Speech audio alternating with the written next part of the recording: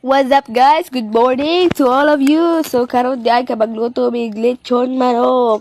Lechong manok, pang malakas ang lechon manok namo. So karon kay among ginagamit nga ingredients diri guys kay toyo, suka, sibuyas, ahos, og kalamansi.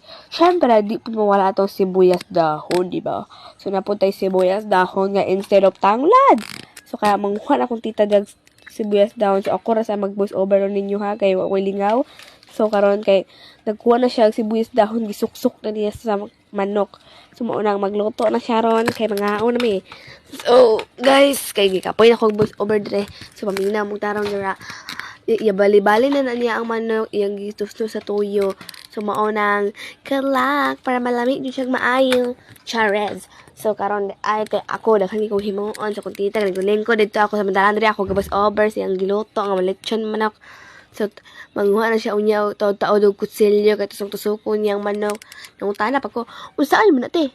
Na, ingon siya nga, parang suksok daw ang lami sa ang sabaw. Paano daw?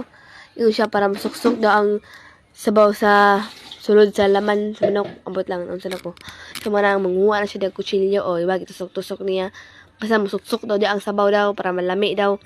O, mana, dapat lang magtuon pagugluto, diba? Para ako nang sunod tigluto dito sa balay.